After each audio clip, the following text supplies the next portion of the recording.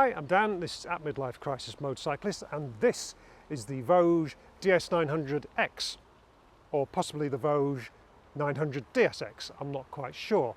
I'm going to stick with 900DSX for the time being. Anyway, what is it? Well, it's a Chinese-built middleweight adventure bike entering a very competitive market, packed with some very, very talented competitors from big name brands we've all heard of. So bikes like the Honda Transalp, Suzuki V-Strom 800 RE and DE, maybe Yamaha Tenere, BMW F900 GS. There's lots and lots of bikes. People love this format of bike, and there are lots of very, very strong rivals already in the market. Now, Voge is, of course, a Chinese brand, and it's one of many from that part of the world entering the market in many different ways. Some of them are kind of doing it by buying up old European brands like Benelli or Motomarini and putting their own engines in them. Some of them are partnerships with big established brands like BMW, and as Voge has here. Some of them are now establishing themselves in their own right, like CF Moto. But however they're doing it, there's maybe a little bit of snootiness towards these Chinese brands, isn't there, in terms of their looks, maybe the quality of their engineering, reliability, things like that, how cheap they feel in terms of fixtures and fittings, and things like just the provenance in terms of their ride and handling and the way they've been set up. Now, all of that might be fair enough, but if you go back a generation or two, people were probably saying exactly the same thing about this new wave of Japanese bikes, you know, cheap, unreliable, all that kind of thing. And look how that turned out. So yes, I think you'd be foolish to discount this new wave of Chinese bikes, so it's really interesting to get on one like this.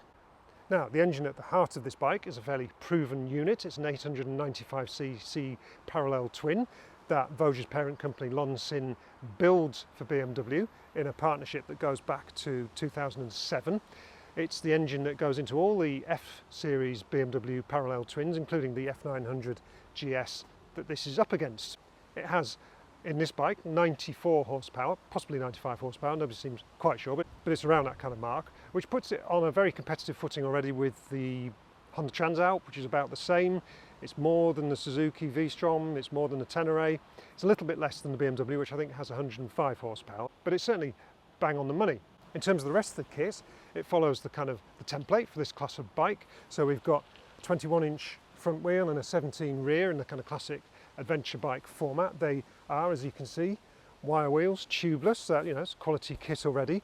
And that kind of follows the whole form of the bike, really. Although Voge may be an unknown name, it's brought together components from some very respected suppliers. So forks and shock are KYB, they're both fully adjustable. I think there's about 200mm of travel there, so plenty to be going on with. We've got Brembo brakes here, we've got Pirelli Scorpion tyres, so everything on the bike is coming from, you know, respected manufacturers. So that should help confidence in what is otherwise an unknown brand. The bike itself is Voge developed, but with that shared engine with the BMW, with all those bits on it, you have to hope that it's all been bolted together properly. There's also tons of standard tech on the bike. So you get cruise control, you get heated grips and a heated seat, you get a 7-inch fully functional TFT screen, you get a little dash cam here, you get LED lights, you get these crash bars on the side, you get a centre stand, you even get this 3-piece luggage kit as standard as well, and it seems like very well made stuff. I had a Ducati Multistrada on test just the other week, and I had the lock barrel come out of the kind of cheese-like plastic moulding that it was put on the latch here. These ones are all metal. It feels like really well made stuff. So again, loads of really confidence inspiring things like that about the bike. And then you have to consider the price. This bike costs £9,199 on the road, and that is literally as you see it, with all that stuff that I just mentioned included as standard. That price in itself is competitive when you compare it with the Honda and the Suzuki and the Yamaha and the other bikes in the class, but when you factor in how much they cost when you add in all the accessories that this bike includes as standard, it undercuts them by a really significant margin. Particularly interesting is the BMW, which obviously is a natural comparison given that it shares the same engine. That starts at £11,995, but I had a little play around on the BMW configurator yesterday before coming here to try and spec an F900 GS up to a similar level, which means that you have to add various packs, you have to add a centre stand, quick shifter, all those things that this bike has as standard, and I think I got to about £17,000, and I hadn't even spec'd in the luggage by that point. So realistically, you're looking at a bike here which could cost pretty much half what an F900 GS would cost, which has probably got your attention, hasn't it? Now, of course, that's all very impressive, and Chinese brands are known for offering good value for money, but it kind of means nothing if it's a bit rubbish to ride, doesn't it? So, to put that to the test, let's get going.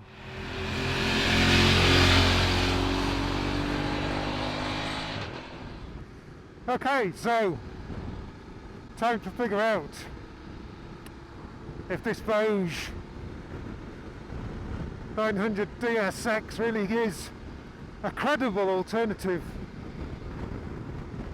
to all those other very talented adventure bikes in that kind of middleweight class. Because that's the question really, isn't it? Voge has got a proven engine, it's got good suspension, decent brakes, all these parts are kind of credible kit. But it only hangs together if it's bolted to a motorbike that can handle, that's reliable, fun to ride, practical, that does all of those things the other bikes in the class do, just at that incredible price. You know, is that price enough to tempt you away from a Honda, a Suzuki, a Yamaha, or that BMW with which it shares the engine? So let's start there at the engine. And it's good on the power, it's good on the numbers, and it's got some good flexibility. That's some fourth gear there, or you can knock it down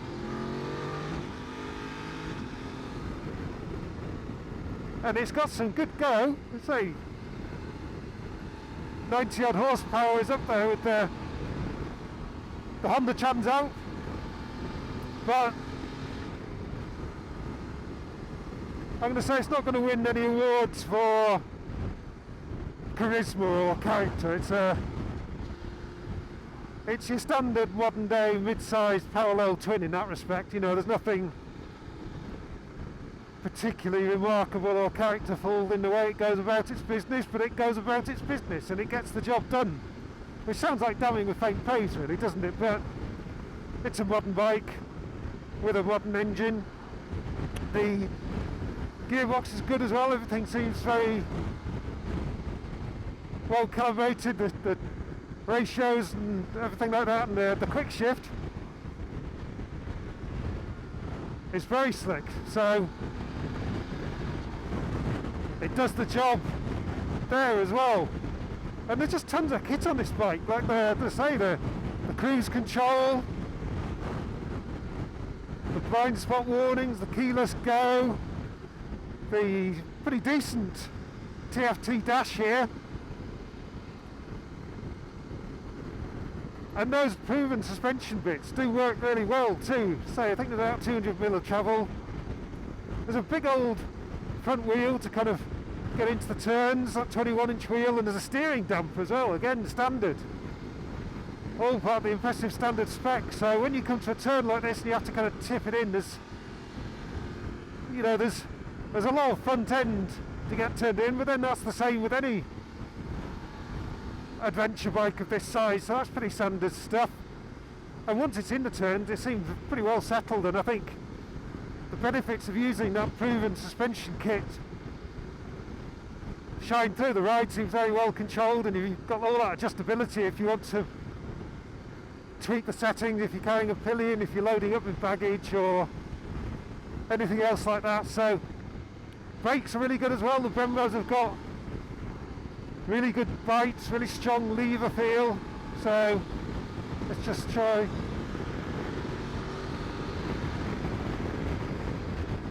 So yeah, good flexibility there, you know, picking up from fourth gear, no need to shift down.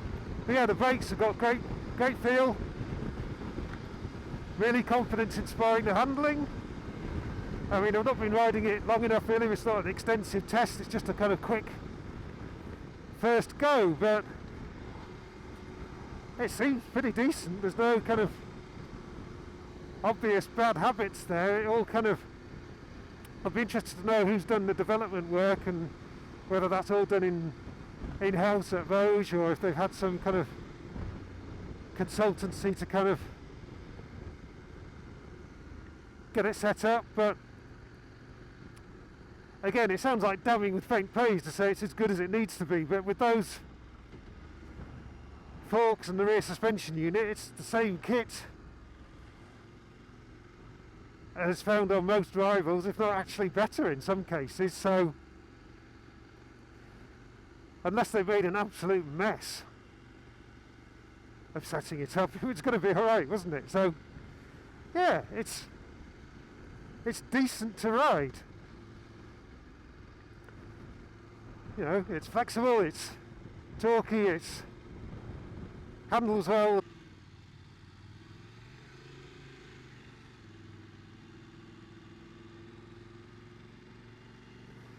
What is nice about these adventure bikes, especially ones with the big front wheel like this, is that you've got the confidence when it comes to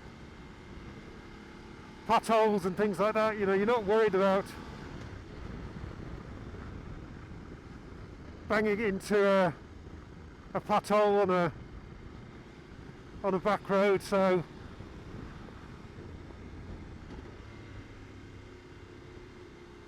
and that's just nice. It means you can, you know, you can take the road less travelled a bit like this and not be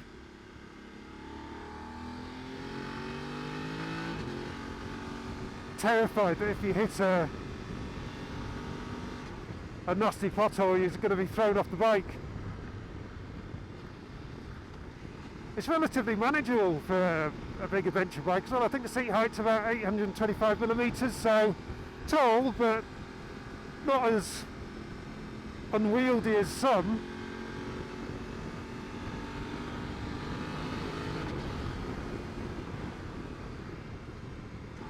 So that means it's going to be perfectly viable as a kind of an everyday commuter, you know, filtering through traffic and things like that. So it's going to be usable, and at that price you wouldn't mind just using it, would you? And is there anything I don't like? Well, I'm going to say some of this switchgear feels a bit flimsy and plasticky, which does kind of unfortunately fit into some of those kind of stereotypes about Chinese bikes feeling a bit cheap. I mean, it is cheap, but you know, obviously an indicator is something you're going to be interacting with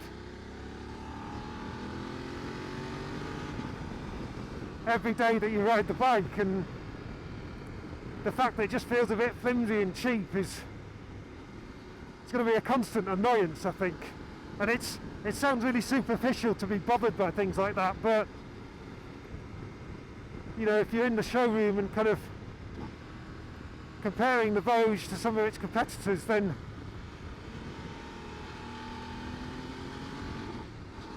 things like that are going to annoy you, aren't they? But really, that's kind of clutching at straws. That's really the only thing where you feel like this bike is built to a price. So all in all, I think if you were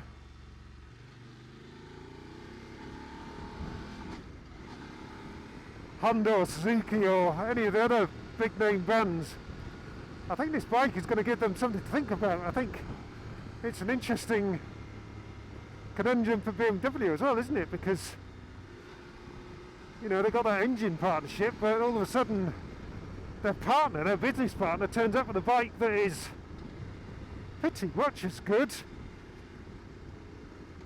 as its own bike, but as I say, a kit like this, nearly half the price. So I think there's going to be some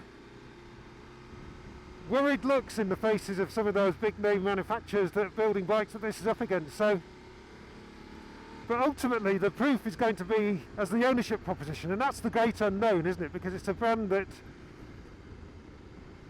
apart from that engine deal with BMW, and if BMW thinks their engines are good enough, then they must be pretty decent. But beyond that, we don't have any sense of whether Voge is a reliable or dependable manufacturer or anything else like that. So that's the great unknown. It'll take a few early adopters willing to take a punt on one and then make some noise among fellow motorcyclists to really kind of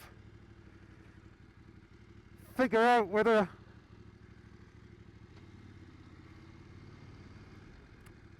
it's really an alternative.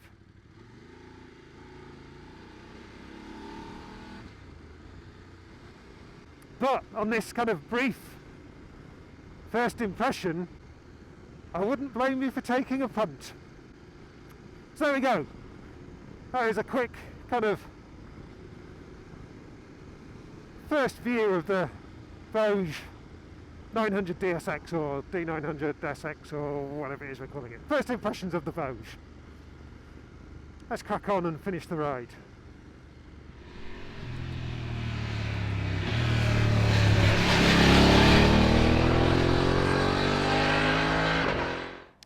So there we go, a very interesting ride out on the Voge 900 DSX, or DS900X as it says on the side. Yeah, still not sure. I'm going to go with 900 DSX because that's what they've put on all the promotional material that they've given us. Anyway, whatever it's called, it's a really interesting bike and I've really enjoyed riding it and kind of getting to know it. Really, the question with a bike like this is how important is brand to you, because the bits on it are all proven. The engine, it's a BMW engine, and that's a great selling point. The suspension, the brakes, they're all really good as well. All the tech on it, you know, the keyless start, the cruise, the blind spot alerts, all that stuff seems really good. The luggage is really good quality and an amazing addition to the standard spec. And based on this pretty short riding experience, it seems to have been bolted together in a pretty convincing manner. So really, as a bike, there are no big questions over it. Sure, there are some criticisms like, you know, the cheap switches on the handlebars, wasn't really into them. You might get some real bores saying, yeah, you got Brembo brakes, but they're axial, not radial, and all that kind of stuff. But, you know, really, they're Brembo brakes and they work really well, like everything else, seemingly, on the bike. So there are no questions to answer there. The question is, how important is your attachment to one particular brand or another?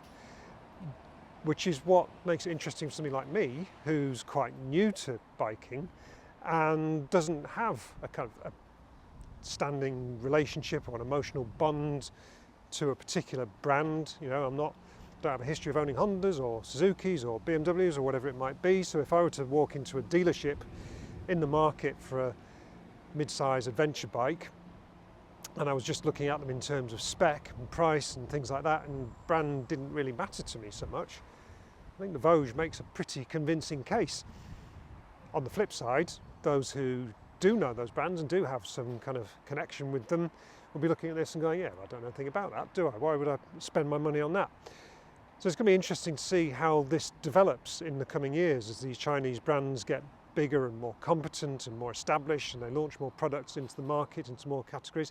I think for Voge, launching into the sort of super popular but also very competitive mid-size adventure market, it's a pretty bold play, isn't it? But I think they've done it in a pretty convincing manner. So it'd be interesting to see how the bike matures once it's been in the market for a bit, once owners have had a chance to live with them and all the rest of it. Anyway, plenty to talk about with the bike, so I'd love to hear your comments. So join me in the thread beneath the video and we can chat more about the bike and what you think of it. I'd be interested to hear that. If you haven't already subscribed to the channel, please do so. Hit like if you liked the video. And for now, I'll say goodbye. Thanks for watching and ride safe.